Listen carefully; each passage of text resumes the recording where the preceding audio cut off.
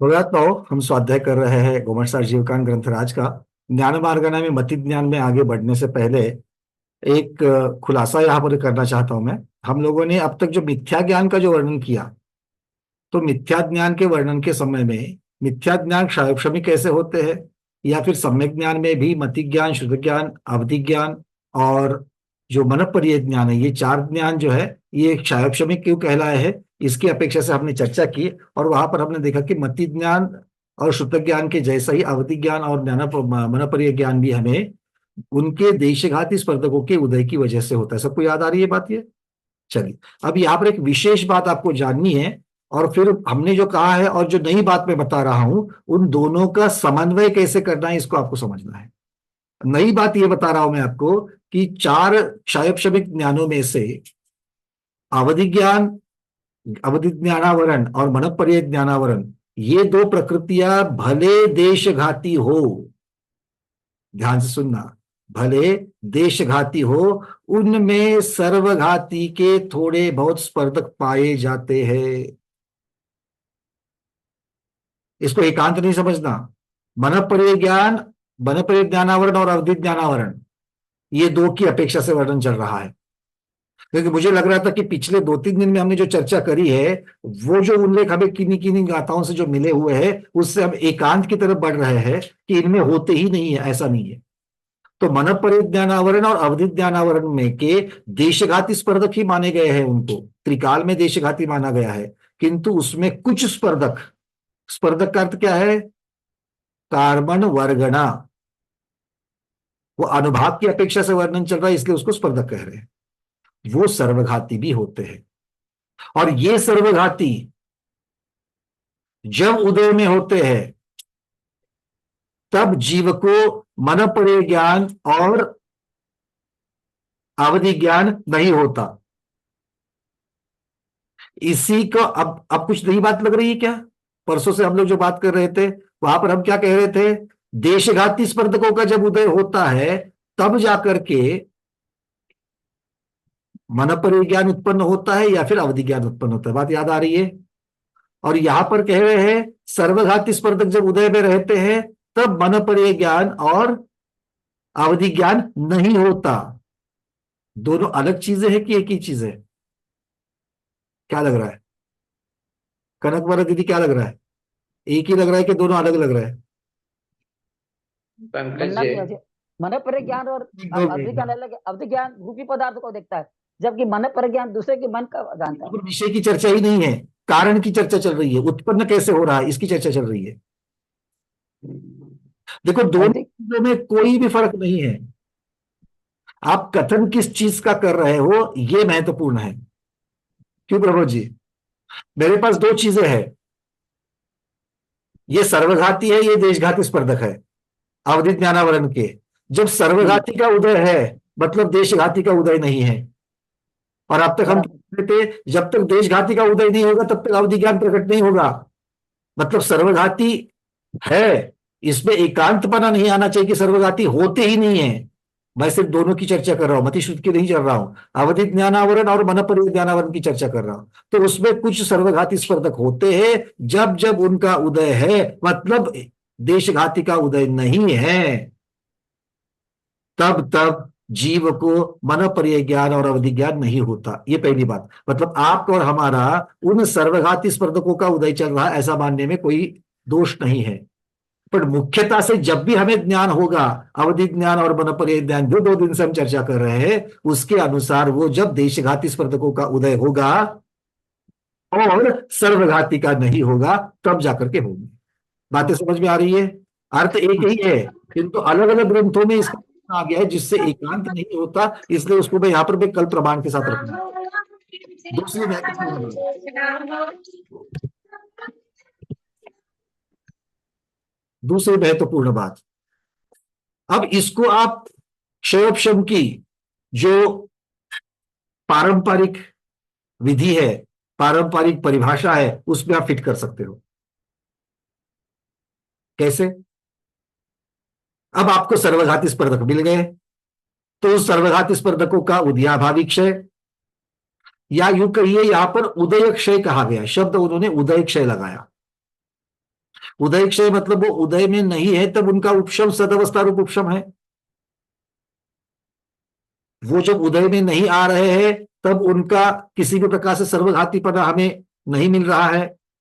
मतलब उनका उदय में नहीं आना, किसका, सर्वघाती स्पर्धकों का उदय में नहीं आना, यही यहां पर उदय क्षय माना गया है, सदवस्था रूप उपशम माना गया है।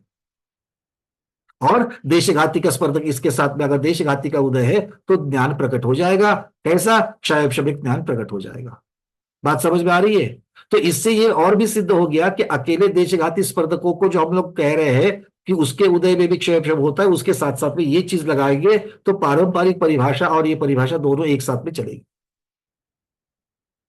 क्लियर है? तो बस एकांत नहीं मिले, पहले जो हमने कहा वो भी ठीक है, अब जो कह रहे हैं ये भी ठीक है, दोनों का समन्वय लगा करके चल देना। ठीक है? तो अवधिक ज्ञानावरण और मन परिज्ञानावरण हमें कब होगा? जब उसके सर्वघाती स्पर्धक उदय में नहीं होंगे और जब उसके देशघाती स्पर्धक उदय में होंगे तब होगा। ठीक है?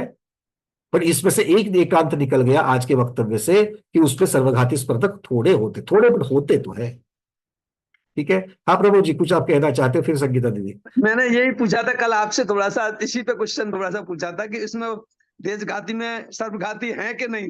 क्योंकि इसको देखो, ये मतलब प्रचुर किस प्रकार का कथन है, प्रचुरता से कथन, क्योंकि यहां पर दूसरी जगह पर गाथा में आचार्य भगवान कह रहे कि तीनों कालों में नहीं होता। वो वक्तव्य में हमने आपके साथ रखा था, पीडीएफ में रखा हाँ। हुआ है उसको। एक मिनट, उसको अगर हम देखेंगे, वहां पर उन्होंने इस शब्द को रखा है।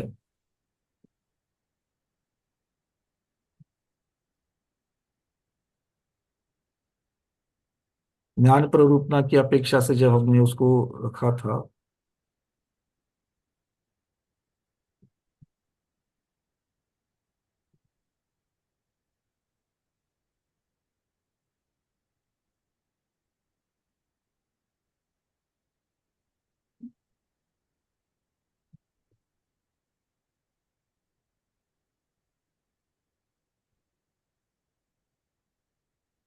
हाँ, यहाँ पर शंका पूछी गई थी, मति अज्ञानी मतलब मध्य कुमति ज्ञानी की क्षमिक लब्धि कैसे बनी मानी जा सकती है? तो आचार्य भगवान ने भी बताया था, उस जीव के मत्य ज्ञानावरण कर्म के अर्थात मति ज्ञानावरण कर्म के देशघाती स्पर्धकों के उदय से मत्य ज्ञानी तो पाया जाता है। यही बात तो हम लोग कह रहे कि देशघाती स्पर्धकों के उदय से माना जाता है। उसके साथ में उनको वापस जब प्रश्न पूछा गया कि देशघाती स्पर्धकों के उदय से अगर अज्ञानित्व होता है तो अज्ञानित्व को, अज्ञान को औदैहिक भाव मानना चाहिए। आचार्य कहते कि नहीं ऐसा होता। क्यों? क्योंकि वहां पर सर्वघाती स्पर्धकों के उदय का अभाव है।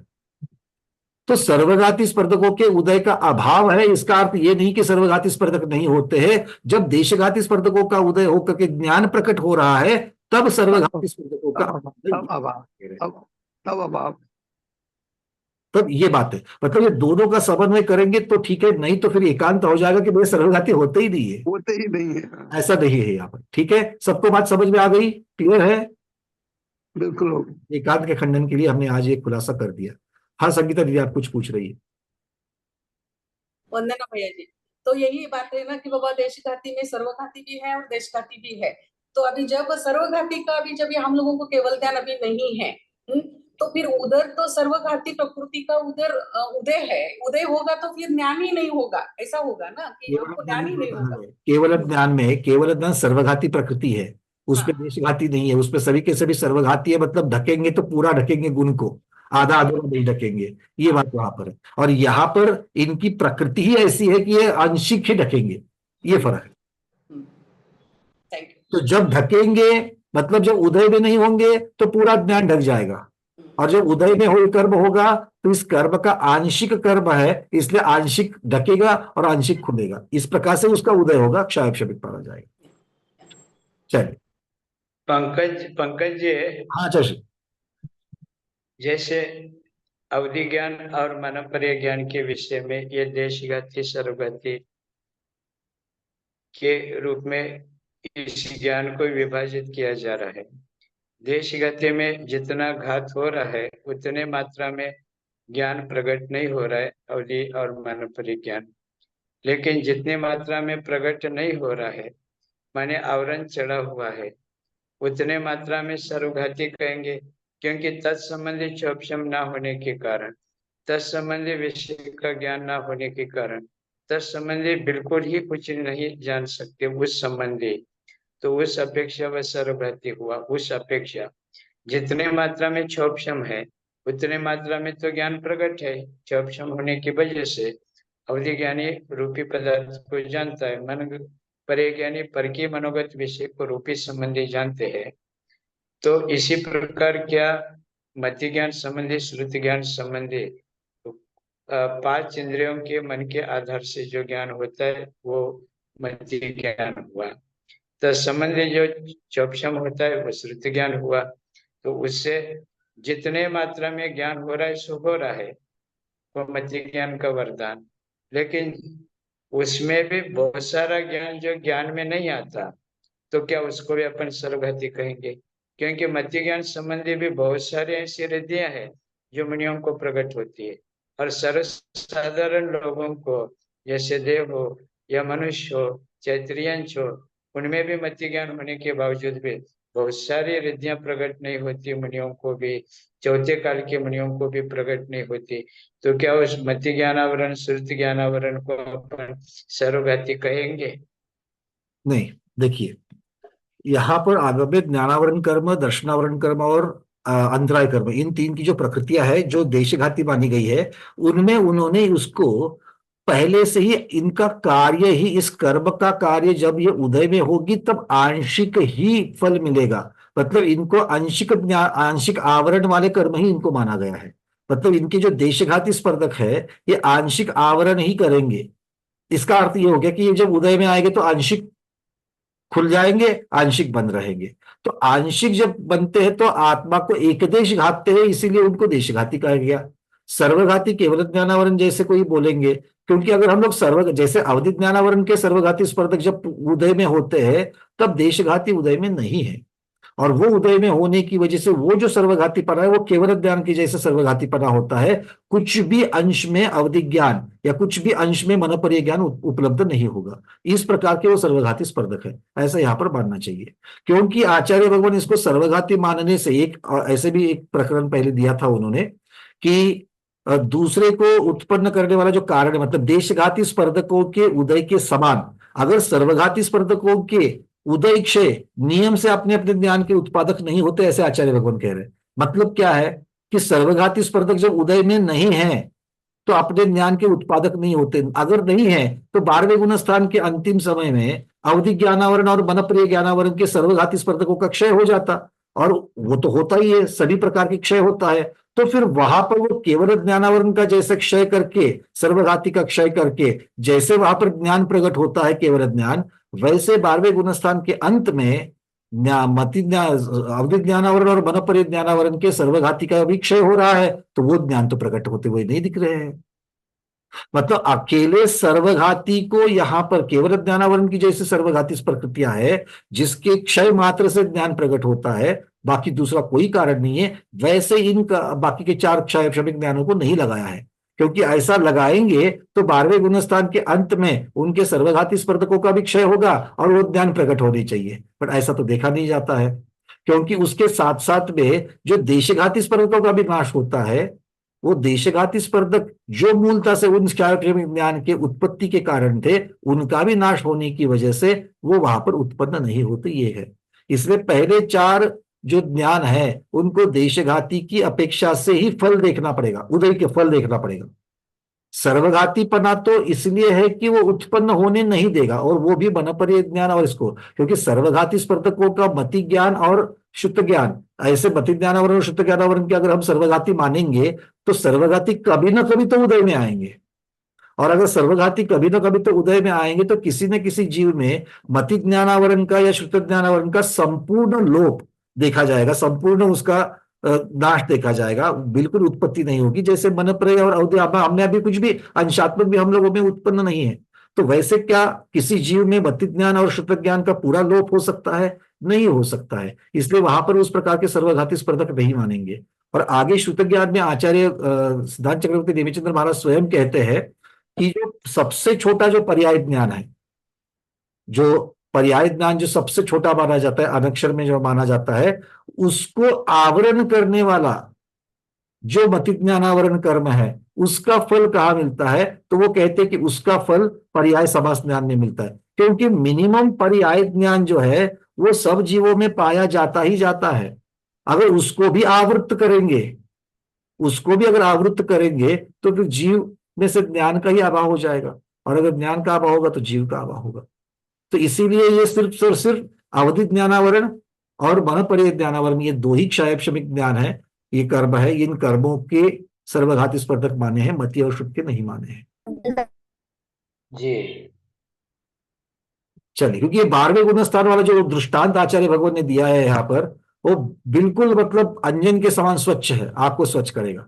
क्योंकि अगर हम सर्वघाती की अपेक्षा से अगर वहां पर मानेंगे कि ये कार्य उसका है, मतलब सर्वघाती की वजह से मुझे सर्वघाती उदय में है, इसीलिए जैसे केवल ज्ञान मेरा प्रकट नहीं हो रहा है, तो सर्वघाती जैसे उदय में है वैसे अकेले उस कारण से मेरा मनपर्य ज्ञान या अवधि ज्ञान अगर मेरा अभी नहीं उत्पन्न हो रहा है, अगर ऐसा एकांत मानेंगे और सारा का सारा श्रेय उस अज्ञान का अगर हम सर्वघाती स्पर्धक को देंगे, तो 12वें गुणस्थान के अंत में उन सर्वघाती स्पर्धकों का नाश होने के बाद मनपर्य ज्ञान और अवधि ज्ञान उत्पन्न होना चाहिए। वो नहीं हो रहा, केवल ज्ञान जैसा उत्पन्न होना चाहिए, किंतु वो उत्पन्न होते हुए नहीं देखता। क्यों? क्योंकि उसका जो अन्य कारण है, मतलब वहां पर दो कारण विद्यमान है, अवधि ज्ञान में और मनपर्य ज्ञान में दो कारण विद्यमान है। कौन से? एक सर्वघाती का बिल्कुल उदय क्षय, और दूसरा देशघाती का उदय। ये दोनों चीजें होनी चाहिए। अगर ये दोनों में से देशघाती वाला चला गया तो फिर ज्ञान प्रकट होने वाला नहीं है, क्योंकि ज्ञान प्रकट होने के लिए देशघाती का उदय आवश्यक ही है। इस प्रकार से यहां पर बता रहे हैं। और अंतराय कर्म की भी जो कर्म प्रकृतियां है, वो वीर्यान्तराय वगैरह जो 5 प्रकृतियां है, उनको भी क्षयक्षम इसी प्रकार से हमें मानना चाहिए। चलिए, इसीलिए 12वें गुणस्थान तक छद्मस्त कहा गया, बिल्कुल बिल्कुल ठीक। क्योंकि केवल ज्ञान नहीं है तब तक वह छद्मस्ती है। रही बात किसी मुनि को अवधि मन परिज्ञान होता है, किसी को नहीं भी होता है, किसी को 11 14 पूर्व का श्रुत ज्ञान पूर्ण ज्ञान होता भी और नहीं भी होता है। तो 12वें गुणस्थान तक तो हर मुनि छद्मस्ती कहे जाते हैं, किसी न किसी रूप में उनके ज्ञान पर आवरण है, उतनी मात्रा में वह छद्म युक्त है। यहां पर छद्मस्त मतलब ज्ञान रहित ऐसा ना लेकर के, छद्मस्त मतलब अधूरा ज्ञानी, संपूर्ण ज्ञान का अभाव, अधूरा ज्ञानी, इस प्रकार से ले सकते हैं छद्मस्त का अर्थ। छद्म माने आवरण लिया गया। हाँ। और एक जगह पर तो मुझे ये भी पढ़ने में आया, कल भी उसकी गाथा मुझे मिल जाएगी, एक इस प्रकार से भी पढ़ने में आया कि दोनों की अपेक्षा से क्षय बताया उन्होंने। एक दर्शन मोहनी की जो अनंतानुबंधी और मिथ्यात्व है, उसका सदवस्था रूप उपशम और उदयाभावी क्षय, और देशघाती स्पर्धक का वो कौन से देशघाती स्पर्धक? मत ज्ञान, शुद्ध ज्ञान, अवधि ज्ञान या मनपर्य ज्ञान, इनके आवरण के देशघाती स्पर्धकों का उदय। तो उसकी वजह से आंशिक ज्ञान प्रकट हो जाता है, और बाकी के जो मिथ्यात्व है उस मिथ्यात्व की अपेक्षा से वहां पर उनके सानिध्य में है तो सु होगा। और अगर मिथ्यात्व के सानिध्य में है तो मिथ्या ज्ञान कहलाएगा, मिथ्यात्व के साथ में नहीं है तो सु। मतलब मिथ्यात्व का अगर आप बंदोबस्त करोगे, अनंतानुबंधी का बंदोबस्त करोगे, कैसे? उदयाभावी क्षय और सदवस्था रूप उपशम की अपेक्षा से आप इसका बंदोबस्त करोगे, मतलब क्या होगा? आप सम्यक्त्व में हो, और सम्यक्त्व के साथ में अवधि ज्ञान अगर उत्पन्न हो रहा है तो वो सुअवधि कहलाएगा। मनपर्य में तो ये बात नहीं बनती है, पर अवधि ज्ञान के साथ में। और अगर मान लो ऐसा बंदोबस्त आपने नहीं किया है, तो मिथ्यात्व का ना ही आपने उपशम किया है, मिथ्यात्व अनंतानुबंधी का ना ही आपने क्षय किया है, और ना ही मिथ्यात्व अनंतानुबंधी का आपने क्षयोपशम किया है। तो सिर्फ मिथ्यात्व और अनंतानुबंधी उदय में है, उसका क्षय उपशम क्षयोपशम नहीं हुआ है, और वो उदय में है। और ऐसे सानिध्य में अगर मति ज्ञान, श्रुत ज्ञान या अवधि ज्ञान, इनके देशघाती स्पर्धकों का उदय होता है, तो वो स्वयं कुमति, कुश्रुत और कुअवधि कहलाते हैं। ठीक है? आवरण करने वाले 5 ही कर्म बताए उन्होंने ज्ञानावरण को, 8 नहीं बताए, 5 ही बताए। आवरण करने वाले 5 ही बताए। इसलिए ज्ञानावरण के भेद कितने बताए? 5। भले 8 ज्ञान आप किसी अपेक्षा से कह रहे हो, 5 अधिक 3, किंतु ज्ञान 5 ही होते हैं। मिथ्यात्व के चश्मे की वजह से वो वहां पर अज्ञान कह रहे। चलिए, इसके ऊपर काफी विस्तृत चर्चा हमारी हो चुकी है, और एकांत ना हो इसलिए मैंने कुछ आपको आज खुलासा भी कर लिया है। अब चलते हैं जो सम्यक्त्व के साथ में जो ज्ञान होते हैं, अर्थात जो सम्यक ज्ञान है, उन सम्यक ज्ञान की चर्चा आज शुरू होती है। मति ज्ञान क्या है? मति ज्ञान तो आचार्य भगवान उमा स्वामी महाराज ने, चूंकि तत्वार्थ सूत्र गोमटसार जी के बहुत प्राचीन है, ये 10वीं शताब्दी का गोमटसार है और वो 2री शताब्दी का तत्वार्थ सूत्र है, और सर्वार्थ सिद्धि 5वीं शताब्दी के है। तो इतने प्राचीन ग्रंथों में अब आचार्य भगवान कह रहे कि मति स्मृति संज्ञा चिंता विनिबोध इत्यन अर्थांतरम, 13 नंबर का सूत्र है, सब लोग जानते हैं। तो मति अर्थात मननम मति ही, मति किसे कहते हैं? मननम, इंद्रिय और मन की सहायता से होने वाला ज्ञान मति है, वो मननम मति। स्मरणम स्मृति ही, स्मरण ज्ञान जो है वो स्मृति ज्ञान है। ये सब मति ज्ञान के पर्यायवाची नाम है।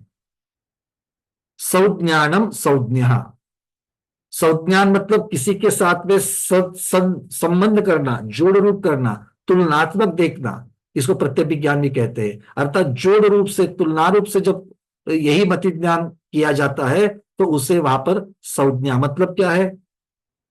संज्ञा का उदाहरण तो आगे लेंगे, पहले इसको समझ लेते हैं। चिंता, चिंतनम चिंता, हम लोग जो आत्म ध्यान के साथ जो चिंता करते हैं उसकी चिंता नहीं है यहाँ पर। चिंतनम चिंता, चिंता नाम का ये ज्ञान है, मति ज्ञान का ही भेद। चिंतनम चिंता अर्थात तर्क, लॉजिक, व्याप्ति, ये जो ज्ञान का भाग है मति ज्ञान का, उसे चिंता ज्ञान कहते हैं। और अभिनिबोध, अभिनिबोधनम अभिनिबोधहा, अभिनिबोधन मतलब अनुमान करना। तो तर्क में क्या करते हैं और अनुमान में क्या करते हैं, इसकी भी चर्चा होनी जरूरी है। तो ये बातें समझ में आ रही है ना, क्योंकि आप सर्वार्थ सिद्धि पढ़ करके बैठे हो, तो ये सूत्र आपने पढ़ा हुआ है। एक बार बोलो हाँ। बड़े चिकट है भैया, हाँ बोलते हैं।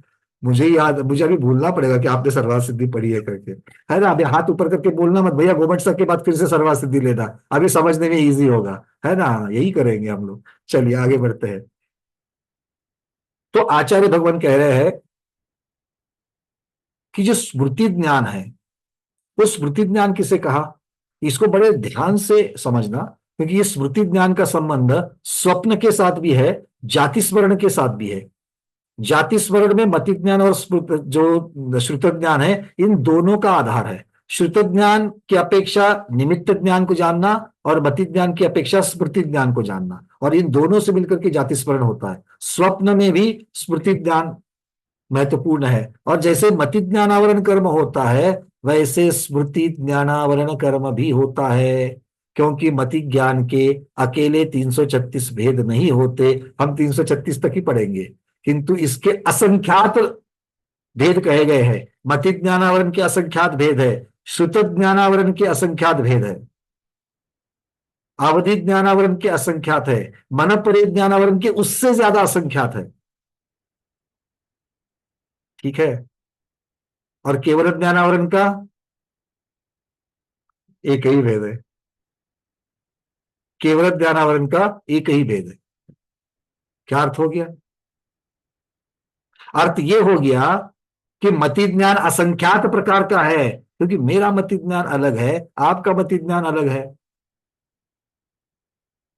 तो आप कहोगे भैया जीव तो अनंत है, तो अनंत होने चाहिए, तो कहीं कहीं समानता भी तो है। तो ये मति ज्ञान असंख्यात प्रकार का है, श्रुत ज्ञान असंख्यात प्रकार का, एक एक अक्षर की अपेक्षा से भेद उसके ऊपर आवरण आ जाता है, तो असंख्यात प्रकार का है। अवधि ज्ञान असंख्यात प्रकार का है, मनोपरि ज्ञान उससे भी बड़े असंख्यात वाला है। और केवल ज्ञान, क्योंकि अब तक के 4 क्षायब शमिक होने की वजह से उसमें तरतमता होगी, तर और तम, मंदतर मंदतम, तीव्रतर तीव्रतम, मतलब ऊपर नीचे होंगे, आया ना। और केवल ज्ञान, महावीर भगवान का केवल ज्ञान और आदिनाथ भगवान का केवल ज्ञान अलग अलग है क्या? विषय की अपेक्षा, व्याप्ति की अपेक्षा, अविभाग प्रतिच्छेद की अपेक्षा, शक्ति ताकत की अपेक्षा, जानने की ताकत की अपेक्षा अलग है। और अभी शिवेंद्र स्वामी तो 2024 में भी है, तो शिवेंद्र स्वामी का तो लेटेस्ट होना चाहिए, है कि नहीं है? नहीं नहीं, ऐसा नहीं है। नहीं, केवल ज्ञान का एक ही भेद। ठीक है, चलिए। पंकज जी, हाँ चशे। आदिनाथ भगवान के काल में जो वस्तुएं, जो पदार्थ जो थी पर्यायगत, वो महावीर भगवान के समय में नहीं थे। तो आदिनाथ भगवान उन पूर्व पर्यायों को जानते नहीं थे, जैसे टीवी है, फ्रिज है, वॉशिंग मशीन है, सोफा सेट है, आजकल जो भी है, फोर व्हीलर, मोबाइल आदि। तो उनके ज्ञान में वो विषय नहीं था। और यहाँ पर महावीर भगवान के काल में अभी अभी जो उत्पादन हो रहे वस्तुओं का पर्यायगत पुद्गलोक के, वो महावीर भगवान के ज्ञान में आ रहा है, जो आदिनाथ भगवान के ज्ञान में नहीं आ रहा था, ऐसा कहा जाए क्या? ये बिल्कुल सब नहीं। आज के तारीख में जो केवली बनेंगे, उनको जितना ज्ञान है उतना ज्ञान आदिनाथ से लेकर महावीर भगवान तक भी नहीं था, ऐसा कहा जा सकता है क्या? नहीं, क्योंकि ये सब केवल ज्ञान के धारक है, और केवल ज्ञान त्रिकाल विषय कहा गया है। तो जो अनंत अनंत भूतकाल हुआ है, और वर्तमान समय एक समय वाला वर्तमान काल है, और अनंत अनंत काल का अक्षय अनंत जिसको कहा जाता है, ऐसा भविष्य काल है। तो इसमें जितने भी छह द्रव्य की जितने भी गुण और पर्याय और त्रिकाल विषय पर्याय है, उनको जानने की क्षमता सभी के केवल ज्ञान में है। इसलिए 2024 का हो, या फिर 2000 2000 2000 2000 2024 का हो, कुछ भी हो, तो भी वो आदिनाथ भगवान के ज्ञान में भी झलक रहा था, महावीर भगवान के भी झलक रहा था, और आगे आने वाले महापद्म भगवान के ज्ञान में भी वो झलकेगा। जी, चलिए, क्योंकि त्रिकाल विषयकता यही है। तो स्मृति ज्ञान के बारे में क्या कहते हैं? पहले जानी हुई वस्तु का कालांतर में स्मरण आना स्मृति ज्ञान है। बचपन के सहेली, बचपन का मित्र, बीच में वो कहाँ चले गए, हम कहाँ चले गए, स्कूल के फ्रेंड्स थे, बाद में उसकी लाइफ अलग, हमारी लाइफ अलग, और दूसरे शहर में भी चले गए, और कुछ कालांतर के बाद में कहीं तो मिले, कहीं तो उनका रेफरेंस आया, कहीं तो टेलीफोन आ गया, तो उनकी स्मृति आ गई। तो ये क्या है? ये सब स्मृति ज्ञान है, पहली जानी हुई वस्तु का बाद में स्मरण आना। और ऐसा किसका हो सकता है? स्मृति ज्ञान किसका होता है? जिसका पहले ज्ञान हो चुका है उसी का स्मरण हो सकता है, नई चीज का स्मरण नहीं हो सकता है। जो आज तक नहीं है उसका स्मरण नहीं हो सकता है। और यहीं पर स्मृति और जाति स्मरण, ये फर्क है। स्मृति का शब्द जो है, ये अभी की जो पर्याय है, अभी के भव की जो पर्याय है, उसकी अपेक्षा से स्मृति का वर्णन है, और जाति स्मरण का अलग अलग भव की अपेक्षा से वर्णन हो सकता है। क्योंकि पहले देखी हुई मतलब कब? किसी को यहां पर नरक की यातना याद आ रही क्या? नरक की यातना याद आ रही? नहीं आ रहा है? नंदीश्वर द्वीप के भगवान के दर्शन हो, वेदी पर जो है 500 धनुष वाले, एक किसी को दिख रहे क्या? नहीं, क्यों नहीं दिख रहे? क्योंकि उस भव की स्मृति हमारे पास है क्या? नहीं। मैं जाति स्मरण के ऊपर चर्चा अभी करने वाला नहीं हूं, निमित्त ज्ञान में जब आएगा तब करूंगा। आपके हाथ ऊपर आने चालू हो गए, मुझे मालूम है, ठीक है। मैं उसकी चर्चा अब नहीं कर रहा हूं, पहले सुन लो, पूरा का पूरी मार्गना सुन लो, उसके बाद में हम उसको चर्चा करेंगे इसके ऊपर। बात। पंकज भाई, हाँ चलिए। पार्टनर और कमट का पूर्व जन्म का जो परस्पर का जो कमट की ओर से जो द्वेष भाव था पार्श्वनाथ के जीव के प्रति, तो हर भाव में कभी कुकुर सर्प हुआ, हाथी को दंश किया, रश्मि वेग राजा मुनि अवस्था में अजगर होकर के रश्मि वेग मुनिराज हुए अजगर निगलता है। क्या यह सब जाति स्मरण के अंतर्गत या इसको उनको देख स्मृति ज्ञान के जानबूझ अंतर्गत? करके वही जीव है ऐसा मान करके उनके ऊपर उनको तकलीफ देना, उनको वहां पर पीड़ा देना, ये बिल्कुल जाति स्मरण की बात है। और जाति स्मरण के लिए भी जो जो नियम बताए गए, इसीलिए तो स्मृति ज्ञान की व्याप्ति कम है, जाति स्मरण की व्याप्ति काल की अपेक्षा से ज्यादा है, ऐसा यहाँ पर माना गया है। जाति स्मरण में माने जहाँ भी पार्टनर का जो जब जब पर्याय में मुनि दीक्षा लेकर जिस जिस जंगल में ध्यान आदि करते थे, वहीं जाकर के कमठ का जीव अलग अलग अवस्थाओं में वहां उनको जो कि मरणासन यातना देकर के मार देता था। तो इतना तीव्र प्रगाढ़ उनके प्रति जाति स्मरण का संस्कार, वैसे प्रतिकूल संवेदनाएं उनमें जग जाती थी, जागृत होती थी।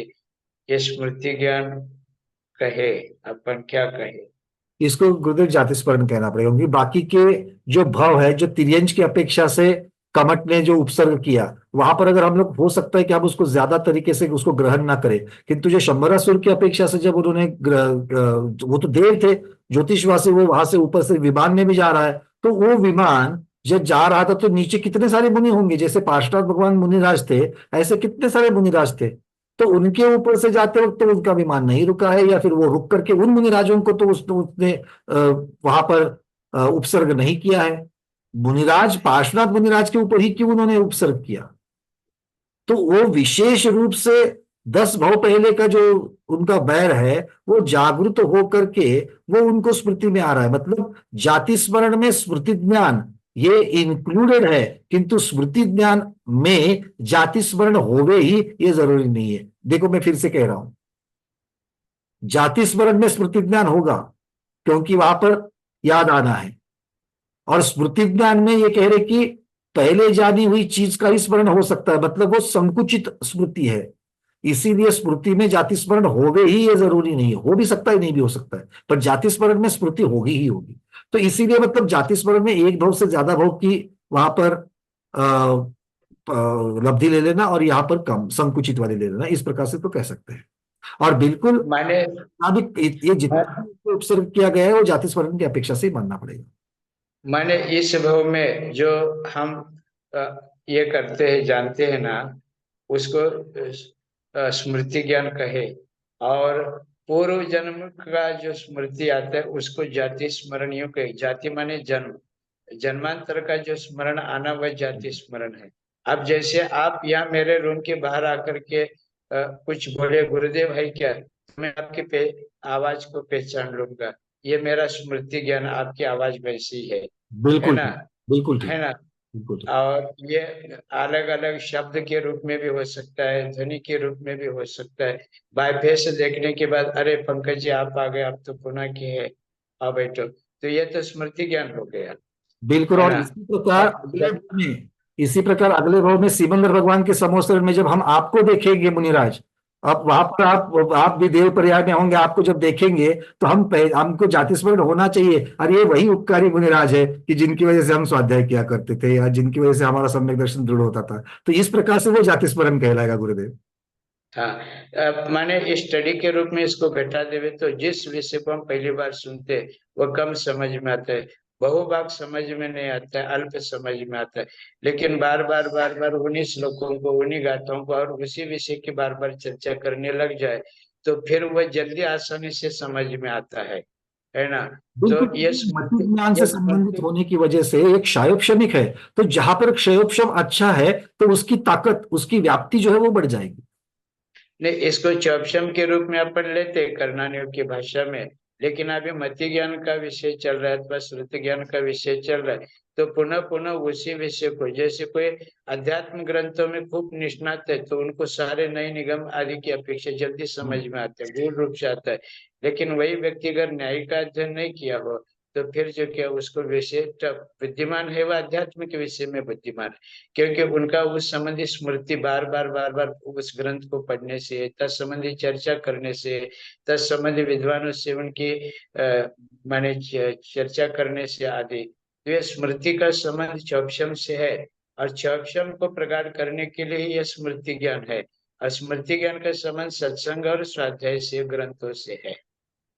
बिल्कुल बिल्कुल, इस प्रकार से समझ सकते हैं। जैसे आप एक पेन हाथ में लेकर एक लकीर खींच लीजिए अपने एक कागज पर, सफेद कागज पर, फिर उसी के ऊपर और लकीर, उसी पर और एक लकीर खींचा, उसी पर जितनी बार आप खींचोगे ना वो लकीर चौड़ी भी होती जाएगी और प्रगाढ़ भी होती जाएगी। कर्णान योग में जिसे आप अनुभव शक्ति कहते हैं ना, तो यह जिस जिस विषय को अपन बार बार रिपीट करते हैं ना, उसकी स्मृति प्रगाढ़ होती जाती है। और कालांतर में इतने प्रगाढ़ भी हो सकते, वही जाति स्मरण का रूप लेती है। फिर वह द्वेषात्मक हो अथवा रागात्मक हो, दोनों चाहिए। लेकिन जिस विषय को हम ज्यादा अभ्यस्त होते वही आगे जाकर के उपयोग में आता है, उसी को जाति स्मरण कहा गया। बिल्कुल बिल्कुल ठीक। और इसीलिए रागभाव कषाय की अपेक्षा से इसी को, तो अगर कषाय की अपेक्षा से ले बैर भाव की अपेक्षा से इसको अगर हम लोग प्रगाढ़ कर रहे हैं, तो वही तो फिर शिला भेद, पृथ्वी भेद, धूलि भेद और जल रेखा भेद, इस प्रकार से उन्होंने कह दिया उसको, उसको उस दृष्टांत दे दिए उन्होंने। वही चीज है। अब यहाँ पर और एक महत्वपूर्ण बात है कि स्मृति ज्ञान के जैसा और एक मति ज्ञान है जिसको संज्ञा ज्ञान कहा है। देखिए फर्क कैसा आ रहा है, जिसको संज्ञा ये शब्द कहा गया है। तो संज्ञा ज्ञान में क्या होता है, उसमें भी वर्तमान में किसी वस्तु को देखकर पहली देखी हुई वस्तु का स्मरण आता ही आता है। मतलब संज्ञा ज्ञान में स्मृति ज्ञान अंतर्भूत है, किंतु यहां पर उससे और एक चीज हो रही है एडिशनल, और वो क्या है कि पहले देखी हुई वस्तु और अभी जो वस्तु को देख रहे हैं उनको जोड़ रूप वो तुलनात्मक ज्ञान होता है, उसको संज्ञा ज्ञान कह रहे हैं। मतलब संज्ञा ज्ञान में, स्मृति ज्ञान में क्या है, सिर्फ स्मरण आ गया। यहां पर क्या है, अभी जो हमको दिख रहा है उसको तुलनात्मक देख रहे हैं, और इसीलिए संज्ञा के 4 भेद किए हैं। पहला, हाँ ये वही है, बहुत दिन के बाद देखा मैंने उसको, अरे ये शायद वैसा ही दिख रहा है, नहीं ये वही है जिसके बारे में मैं सोच रहा हूं, ये वही है। तो ये वही है कहना, ये कब आ सकता है, जब मुझे पहले देखा हुआ रूप याद आ रहा है और उस रूप के साथ में ये अभी वाला रूप में उसको जोड़ करके देख रहा हूं, तब मैं तुलनात्मक दोनों की तुलना करके फिर मैं निर्णय कर रहा हूं। तो इसको आचार्य भगवत स्मृति और संज्ञा ये कह रहे, स्मृति में इतना ही है कि पहले का ज्ञान जो है उसका स्मरण होना, बस इतना ही है। इसके आगे संज्ञा ज्ञान चलता है, और संज्ञा ज्ञान के 4 भेद कहे हैं। पहला है एकत्व, एकत्व संज्ञा ज्ञान क्या कहलाता है, ये वही है, तुलना करके निर्णय कर लिया। दूसरा सादृश्य संज्ञा ज्ञान कहते हैं। सादृश्य में क्या है, ये किसी के सवाल है वैसे उसके जैसा दिख रहा है ना, या उसकी जैसी इसकी आवाज है, इसकी आवाज से मुझे लगा वो वही आया है, तो किसी के समान ये सदृश्यता दिखती है। इसको ही सर प्रत्यभिज्ञान कहा, सादृश्य प्रत्यभिज्ञान और विसदृश प्रत्यभिज्ञान। बिल्कुल। अभी 8 दिन के पीछे एक व्यक्ति मेरे दर्शन में आया, तो सामने आते जैसा खड़ा रहा, तो पहली बार तो जो क्या पंकज जी आ गए, पंकज जी का हुबहू चेहरा मुझे दिखाई दिया, लेकिन जब वो बोलने लगा ना तो ध्वनि उसकी बदल गई, वह ध्वनि आपकी ध्वनि नहीं थी। फिर मुझे ध्यान में आ गया, अरे पंकज जी ये नहीं है, दिखने में तो पंकज जी जैसे दिखते हैं। तो इसको विसदृश प्रत्यभिज्ञान कहेंगे अपन।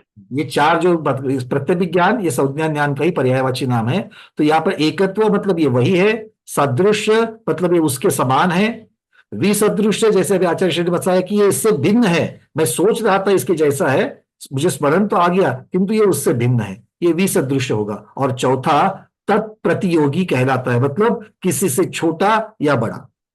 अब भिन्न से भी ये अलग थोड़ा सा कर रहे हैं, तो यहाँ पर फिजिकली जाकर के वो कह रहे हैं कि ये छोटा या बड़ा, इस प्रकार से ये चौथा ज्ञान। तो संज्ञा ज्ञान को हमें समझना है कि देखो मति ज्ञान सिर्फ इंद्रिय और मन के द्वारा होने वाला ज्ञान, मति ज्ञान इतना ही नहीं बोलना है हमको, वो तो मति ज्ञान का एक भाग हो गया। मति ज्ञान को जानने के बारे में एक पैसे में एक छोटी सी जानकारी हो गई। ये बाकी जितना भी हम अभी चर्चा कर रहे हैं, सारा का सारा मति ज्ञान ही है। मतलब स्मरण आना ये भी मति ज्ञान है, स्मरण आकर के उसके साथ किसी को जोड़ करके तुलना करके जानना ये भी मति ज्ञान ही है। क्योंकि जब आप तुलना करते हो, स्मरण आता है, तो स्मरण कैसे आ रहा है, सुन करके आ रहा है, देख करके आ रहा है, शक करके आ रहा है, अरे ये बिल्कुल मेरी माँ ऐसा ही बनाती थी। कोई पदार्थ आपको, व्यंजन आप चख रहे हो, है कि नहीं है? तो इस प्रकार से आप इंद्रिय और चिंतन मन दोनों के द्वारा स्मरण हो गया।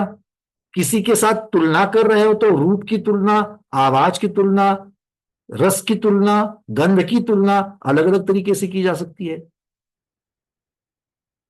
जैसे अगर आपकी आंख बंद है और कोई आपको अगर मोगरे के, चमेली के फूल सूंघने के लिए दे दे, तो आप इमीडिएट कहोगे कि नहीं कहोगे ये मोगरे के, ये चमेली के फूल है।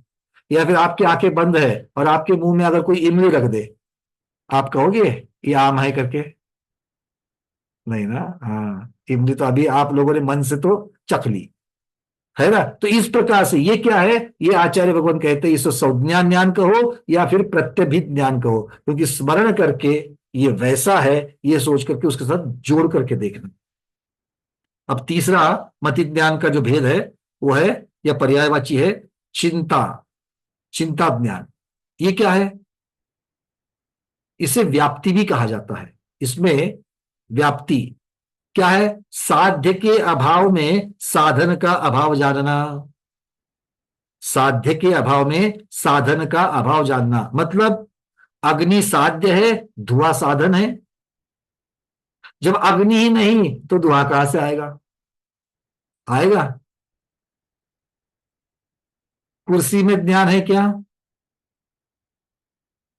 क्यों नहीं है? सिद्ध करो। क्योंकि ज्ञान जीव में होता है और कुर्सी जीव नहीं है। कुर्सी जब जीव नहीं है तो कुर्सी में ज्ञान भी नहीं है। तो सिद्ध कैसे किया? जीव नहीं तो ज्ञान भी नहीं, और ज्ञान है तो जीव भी है। तो आचार्य भगवान कह रहे हैं कि जो साध्य है तो साधन भी है, और साध्य नहीं तो साधन भी नहीं। अगर पुद्गल है तो रंग होगा ही होगा, अगर मुनि महाराज है तो पिच्ची कमंडलू होगा ही होगा। आ रही बात समझ में? क्लियर हो रहा है ये सब? तो इस प्रकार से आचार्य भगवान कह रहे हैं कि साध्य के अभाव में साधन का अभाव जानना, और साधन की उपस्थिति में साध्य की उपस्थिति मानना। मतलब अगर साधन है तो उसके अंदर साध्य होगा ही होगा। धुआं है, अग्नि होगी होगी। ज्ञान है, आत्मा होगा ही होगा। अगर रंग दिख रहा है वो पुद्गल होगा ही होगा। कमंडल दिख रहा है, महाराज जी आसपास में होंगे ही होंगे। क्लियर है? चलिए, इस प्रकार से ये चिंता ज्ञान। अब ये कैसे आपने डिसाइड किया? ये कैसे डिसाइड किया? साध्य साधन मतलब कैसे किया भाई? इंद्रियों को तो लगाया होगा कि नहीं लगाया होगा? कमंडलू कैसे देखा? अग्नि धुएं को कैसे देखा? कोयल की आवाज आ रही तो आसपास पे कोयल है, ये इसका ध्यान हुआ कि नहीं हुआ? तो आवाज कैसे ली? सभी चीजें आंखों से थोड़ी होगी।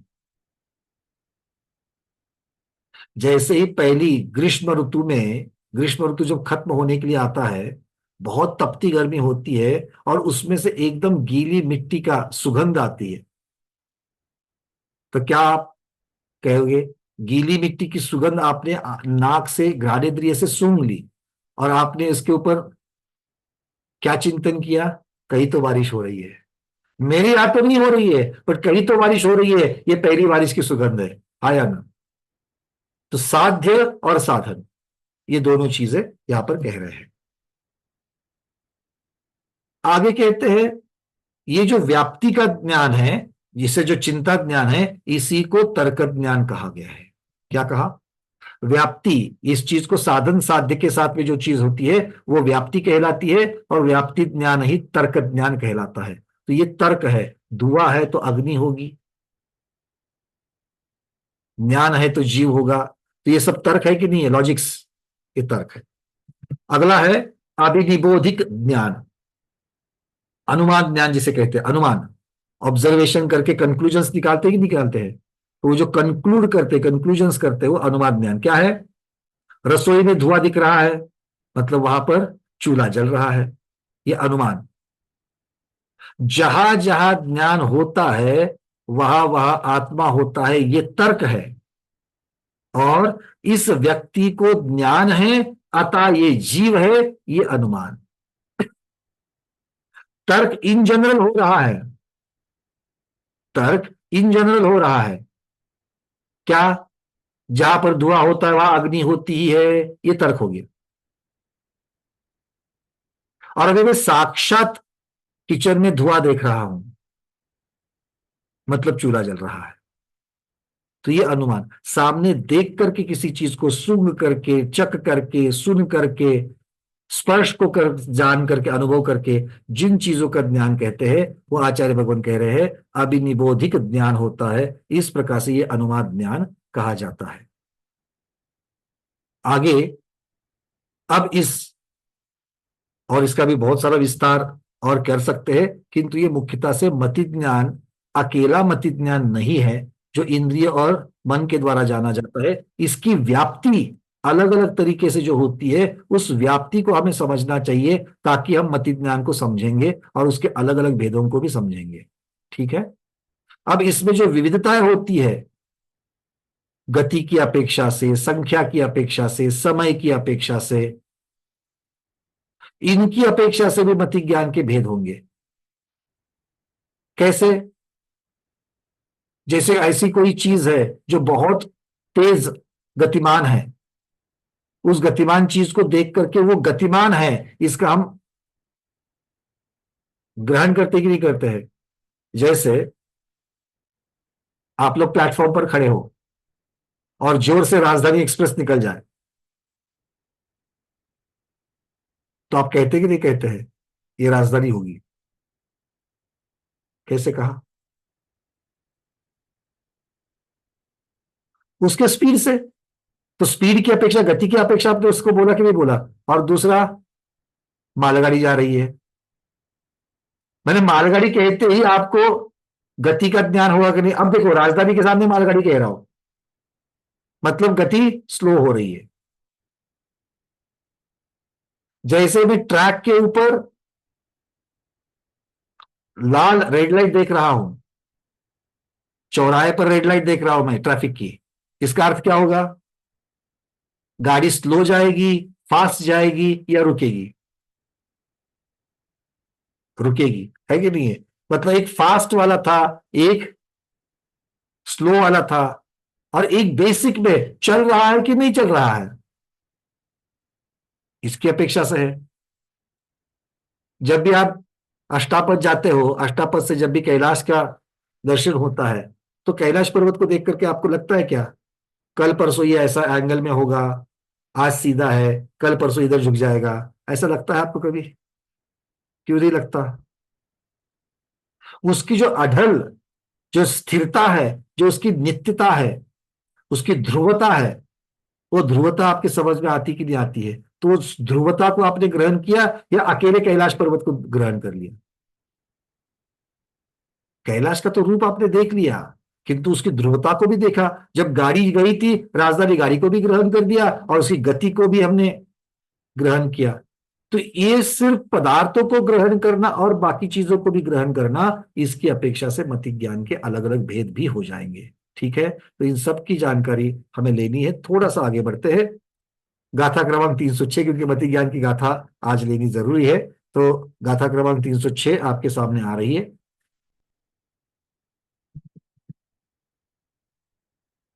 मैं यहां से शेयर कर रहा हूं।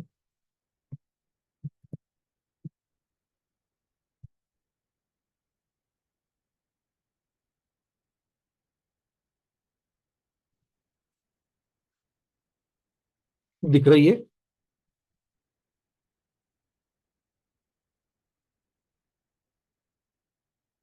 चलिए। अहिमुह नियमिय बोहड़ माँ भीणी बोहिय मनिंदी अहिमुह नियमिय बोहन माँ भीणी बोहिय मनिंदी इंदियजम अवगह इहावाया धारणगा होन्ति पत्तेयम। ये बीच वाला जो शब्द है, उसको थोड़ा सा ठीक से समझ लो। अहिमुह नियमिय बोहन माँ भीनी बोहियम अनिंदी इंदियंज। कैसे कौन से शब्द निकलते वहां पर हमको उसको देखना है। ठीक है, पहले उसको ठीक से लगातार गाते हैं। अहि मोहनी अमिय बोहन माँ भिनि बोहि अमन इंदि इंदियजम अवगह इहा वाया धारणगा होन्ति पत्तेयम। कह रहे अहिमुह। अहिमुह मतलब जो अभिमुख है, जो अभिमुख है, और नियमीय है, जो नियमित है। ऐसा क्या? बोहन, बोध, ज्ञान। जो ज्ञान अभिमुख है, जो ज्ञान नियमित है, उसे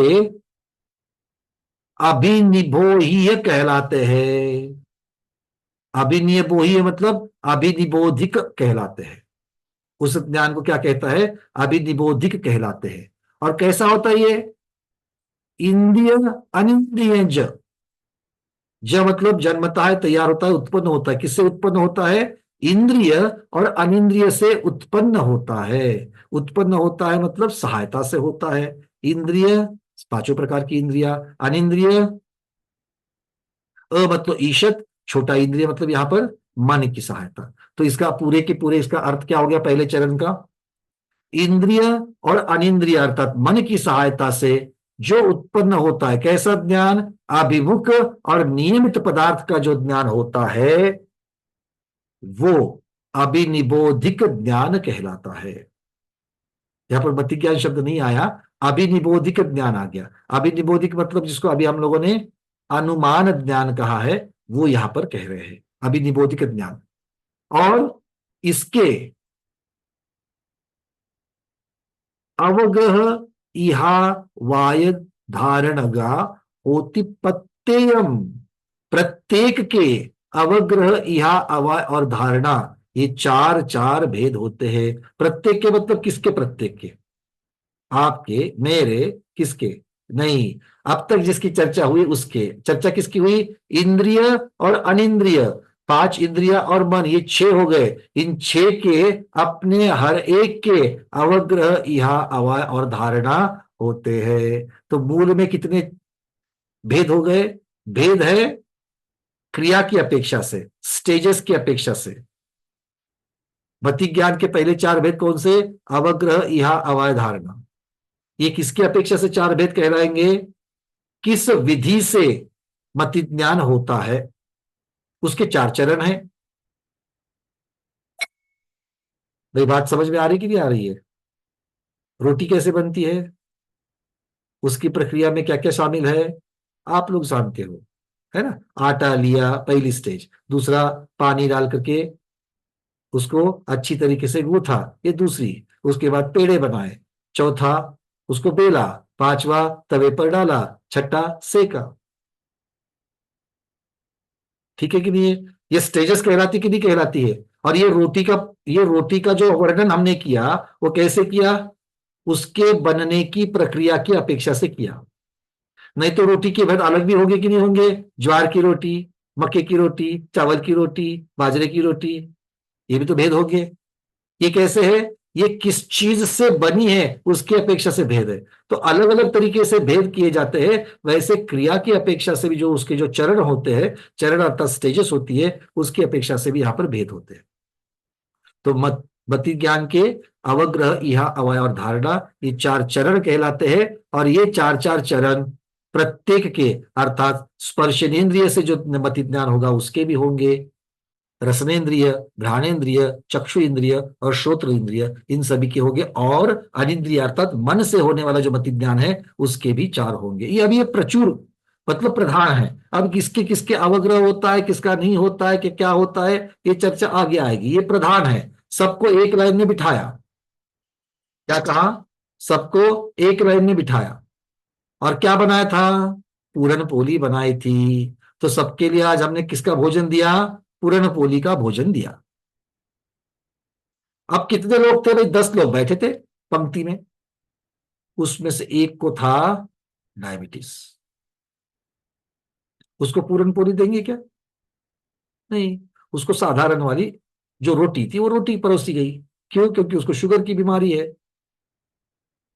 तो कथन क्या हुआ? 10 में वो भी शामिल है कि नहीं है? है। आपने क्या बनाया? आज हमारे यहां पूरन पोली बनाई थी, हमने पूरन पोली परोसी। सबको परोसी क्या? यहां पर वो इसका वहां पर कोई भेदात्मक वर्णन नहीं है, अभेदात्मक वर्णन है। निशा दीदी क्लियर हो रहा है? किस प्रकार की कथन करने की पद्धति की अपेक्षा से बहुत बार वक्तव्य चेंज होता है। और इसीलिए एक अच्छे स्वाध्यायी को स्वाध्याय करते वक्त आचार्य भगवंतों का उपदेश किस अपेक्षा से है, इसका भान रखना ही होगा। ये सावधानता रखनी ही होगी, नहीं तो अर्थ का अनर्थ होगा, एकांत में चले जाओगे। और आज वही हो रहा है। इसलिए अच्छे स्वाध्यायी को इसका ध्यान रखना ही होगा कि किस अपेक्षा से, और किस अपेक्षा से कथनचित विवक्षा से इसी को तो स्याद्वाद कहा गया है। स्याद कथनचित, इस अपेक्षा से इसी को स्याद्वाद कहा गया है। ठीक है, चलिए। तो इसीलिए यहां पर देखिए, पहले तो अब और एक चीज रहेगी भैया, अभिमुख किसको कहा और नियमित किसको कहा? तो आचार्य भगवान कह रहे हैं अभिनिबोध में अभि अधिक नी अधिक बोध ये शब्द आते हैं। तो बोध शब्द तो ज्ञान सा वाचक है, तो उसको तो ज्ञान लिख दिया। अभि का अभिमुख और नी का नियमित। और अभिमुख मतलब क्या है? स्थूल वर्तमान योग्य क्षेत्र में अवस्थित पदार्थ। शब्दों से घबराना नहीं है, ये पारिभाषिक आगम की परिभाषा है, इसको भी हमें जानना जरूरी है। क्या लिखा? अभिमुख मतलब स्थूल। स्थूल मतलब क्या है? स्थूल किसे कहेंगे? जो इंद्रियों के द्वारा ग्रहण हो, जो मन के द्वारा ग्रहण हो, वो स्थूल कहलाता है। और स्थूल की परिभाषा वो वाले लगा देना उद्गल की अपेक्षा से। स्थूल स्थूल स्थूल। यहां पर स्थूल मतलब क्या है? वो वाला सिर्फ उद्गल वाला स्थूल नहीं लगाना है, इसकी व्याप्ति बड़ी है। यहां पर स्थूल का अर्थ क्या होता है? जो हमारे इंद्रियों के द्वारा ग्रहण किया जावे ऐसा, उसके योग्य। वो क्या प्राणी होते हैं? डॉल्फिन। वो डॉल्फिन अपनी भाषा में कुछ संदेश एक जगह से दूसरी जगह पर भेजते हैं, तो क्या हम उसको डायरेक्ट सुन सकते हैं? एक हाथी 1.5-2 किलोमीटर दूर हाथी को कुछ संकेत भेजता है, उस संकेत को हम सुन सकते हैं? नहीं। क्यों? क्योंकि उसकी फ्रीक्वेंसी कम है। इसका मतलब क्या है? वो मेरे इंद्रिय के अयोग्य है। तो मेरे इंद्रिय की जो अयोग्य है उसको मैं कैसे स्वीकारूं, उसको मैं कैसे ग्रहण करूं? तो वो मेरे मति ज्ञान का विषय बन सकता है क्या? मैं कार्बन वर्गना को देख सकता हूं क्या?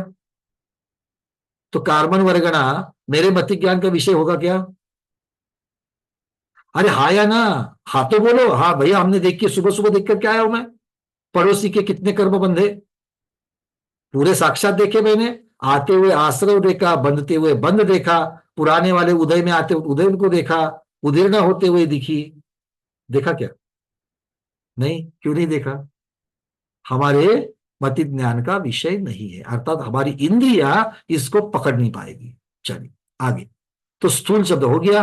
वर्तमान योग्य क्षेत्र में, वर्तमान और योग्य, ये दो शब्द महत्वपूर्ण है। वर्तमान, अगर मुझे इस ग्लास को देखना है, इस ग्लास को मुझे देखना है, तो ये कहां होना चाहिए? यहां या यहां? अगर यहां रखूंगा तो मैं देख पाऊंगा क्या? मतलब क्या हो गया? ये मेरे देखने का योग्य क्षेत्र है क्या?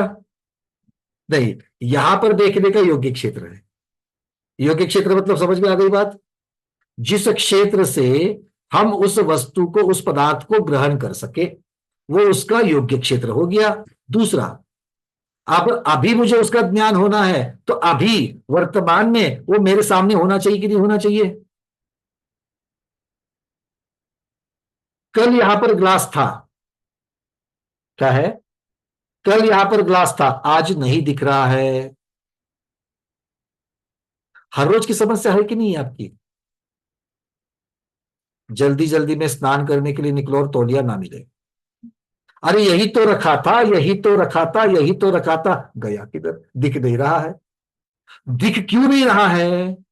क्योंकि वो देखने के योग्य वर्तमान क्षेत्र में नहीं है। कल तो यही था, जहां मैं ढूंढ रहा हूं, कल यहीं पर रखा हुआ था।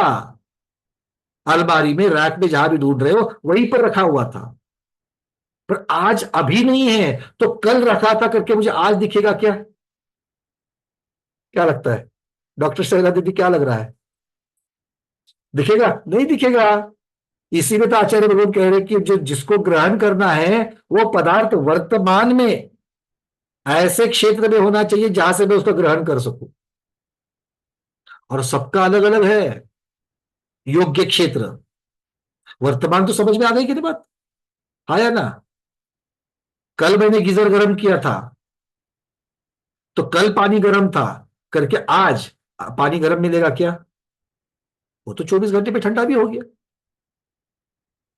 मतलब अभी वर्तमान में वो होना जरूरी है। अच्छा, दूसरी बात, पानी गीजर में ठंडा है क्या गर्म है? या वहां पर मैं नीचे बाथरूम के दरवाजे में खड़े होकर के मैं कह सकता हूं क्या?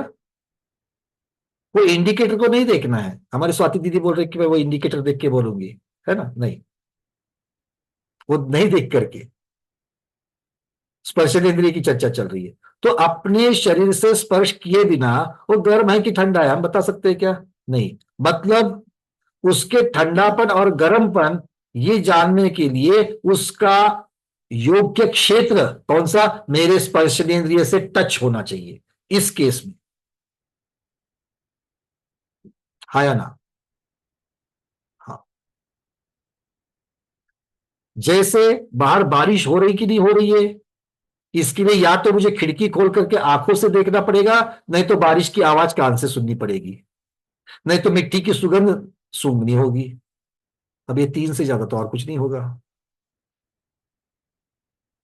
है ना? या तो फिर बाहर जाकर के बूंदे जब अपने ऊपर गिरेगी तो स्पर्श ज्ञान से शक करके समझता है क्या बारिश आ गई करके? नहीं ना? हाँ। नहीं, पूछा मैंने कोई विशिष्ट ज्ञान वाले अगर कोई बैठे तो नहीं। मतलब क्या हो गया? उस इंद्रिय के योग्य क्षेत्र में, योग्य मतलब ग्रहण करने के क्षेत्र में, और वो भी वर्तमान के योग्य क्षेत्र में होना उस पदार्थ का जरूरी है। और वो पदार्थ स्थूल होना चाहिए। स्थूल मतलब ग्रहण करने के योग्य होना चाहिए। तीनों विशेषण समझ में आ गए? उसके बिना उस पदार्थ का ग्रहण मति ज्ञान में नहीं होगा, क्योंकि वो अभिमुख नहीं है, इंद्रिय के अभिमुख नहीं है। अच्छा, स्पर्शनेन्द्रिय में पानी ठंडा स्पर्श से आप पहचानते हो, या धूप की जो गर्मी है वो स्पर्श से समझते हो। ऐसे आंखों से देखने वाली चीज को आंखों से स्पर्श करके देखना है क्या? देखो तो जरा, अपने आंख में उंगली लगा करके देखो, आंख खुली रखना, अंदर मत डालो, बिल्कुल आंख के यहां पर दिख रहा है क्या उंगली के ऊपर क्या है? क्यों? स्पर्शनेन्द्रिय तो आपने रखा। जलेबी कितनी मीठी होनी चाहिए, उसकी मिठास सिर्फ आंखों से देख करके पता चलेगी क्या? तो जीवा इंद्रिय का और जलेबी का एक क्षेत्रावगाह संबंध होना चाहिए कि नहीं होना चाहिए? नहीं? हाथ में रखने से मीठी है पता चलेगा? तो इस प्रकार से प्रत्येक इंद्रिय की अपनी अपना योग्य क्षेत्र है। आंखों का अलग है, कान का अलग है, स्पर्श का अलग है, गंध का अलग है। बात समझ में आ गई? तो ये अभिमुख, ये समझ में आ गया कि नहीं आ गया? जैसे आप लोग फोन करके बोलते कि नहीं बोलते हो, भैया लिंक चली नहीं रही है, मेरा जूम खुल नहीं रहा है, और वो भी 2 बजे एग्जैक्ट फोन करके बोलते हो। तो भैया ने क्या करना? आपके मोबाइल में लिंक नहीं चल रही, लिंक तो सबके साथ चल रही है, अब आपके मोबाइल पर नहीं चल रही तो क्या करना है? तो भैया कुछ कर सकता है क्या? नहीं। क्यों? क्योंकि उसके करने के योग्य क्षेत्र में वो चीज नहीं है। समझ में आ रही बात? ऐसे ही हर एक इंद्रिय के अपना अपना योग्य क्षेत्र है, उसको ग्रहण करने की स्थूलता है, और वो वर्तमान में होना चाहिए, तब जाकर के जीव उसको ग्रहण कर पाएगा मति ज्ञान के द्वारा। अभिमुख शब्द समझ में आ गया? तीनों चीजें महत्वपूर्ण है। अभी और चर्चा आगे चलेगी, क्योंकि स्पर्शनेन्द्रिय जो है, कर्णेन्द्रिय जो है, वो छू करके भी जानती है, बिना छू करके भी जानती है, नजदीक से भी जानती है, दूर से भी जानती है। किंतु आंख का ऐसा नहीं है। आंख की रेंज में होना चाहिए, और उसके लिए मिनिमम रेंज भी है और मैक्सिमम रेंज भी है। आंख को चिपक करके कोई चीज है तो समझ में नहीं आएगी। आप अपने आंख में डाला हुआ सूरमा, अंजन, काजल देख सकते हो क्या? अरे आप अपनी आंखों में डाला हुआ है, देख सकते हो? और होशियारी नहीं करना, दर्पण में देख करके देख सकते हो वो नहीं बोलना। अपनी आंखों से चक्षु से ग्रहण कर सकते हो क्या? नहीं कर सकते। क्यों नहीं कर सकते? बोलो, आदिशा दीदी बोलो।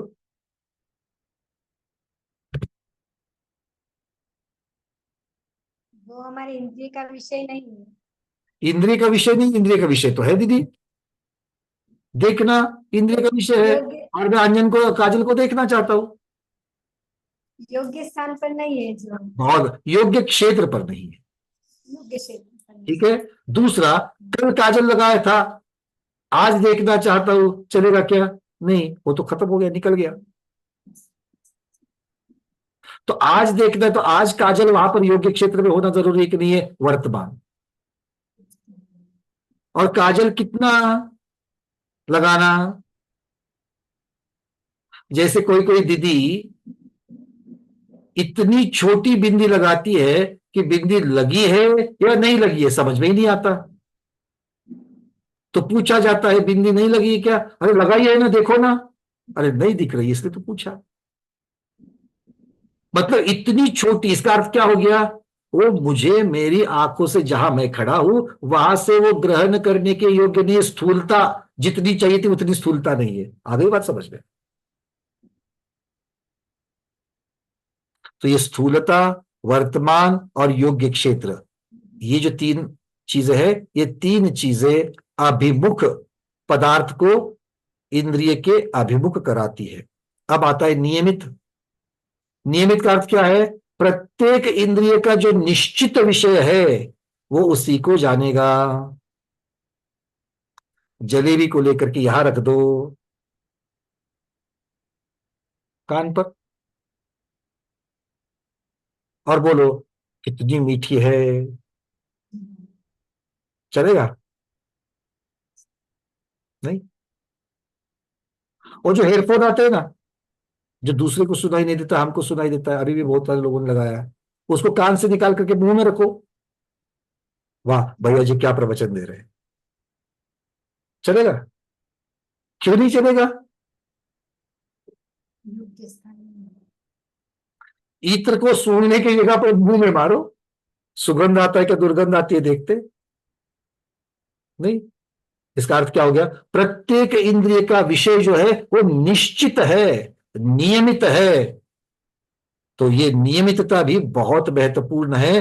तो जिस इंद्रिय का जो विषय है उस इंद्रिय के द्वारा ही उस विषय का ज्ञान होगा। और इस प्रकार से जहां पर जो पदार्थ इंद्रिय के अभिमुख है और जो पदार्थ इंद्रिय का नियमित विषय है, ऐसे ही पदार्थ को वह इंद्रिया जानती है। और जब मैं इंद्रिय कह रहा हूं उसमें इंद्रिय भी आ गई और अनिंद्रिय भी आ गए। क्लियर है? अब आचार्य, यहां तक की बातें क्लियर है? तो इसी को अभिनिबोधिक ज्ञान कहते हैं। मति ज्ञान को अभिनिबोधिक ज्ञान क्यों कहते हैं? क्योंकि मति ज्ञान अभिमुख पदार्थ को ही जानता है और इंद्रिय के नियत विषय को ही जानता है, इसलिए उसे अभिनिबोधिक ज्ञान कहते हैं। तो ये समझ में आ रही है बातें? क्लियर है? नई बात नहीं है, पर मति ज्ञान का ये एडिशनल एडवांस कोर्स है। अब तक बेसिक में क्या पढ़ा था? 5 इंद्रिया और मन के द्वारा जो ज्ञान होता है वो मति ज्ञान है। मति ज्ञान के 336 भेद होते हैं जो कभी हमने पढ़ाए थे, चार्ट बनाए थे, ये बेसिक में था। अब एडवांस में क्या है? स्मृति ज्ञान क्या है, जाति स्मरण क्या है, संज्ञा ज्ञान क्या है, तर्क व्याप्ति ज्ञान क्या है, प्रत्यभिज्ञान क्या है, अभिनिबोधिक ज्ञान क्या है। इतनी सारी बातें आज आपने सुनी है, वही कह रहा हूं, कोई नई नई बात कह रहा हो। चेहरे ऐसे मत गंभीर मत करो कि ये क्या कह रहे हैं। अब आपको चार्ट जो दिख रहा है, जिनका माइक खुला हो कृपया अपना माइक, निशा दीदी आपका माइक खुला है, बंद करिए।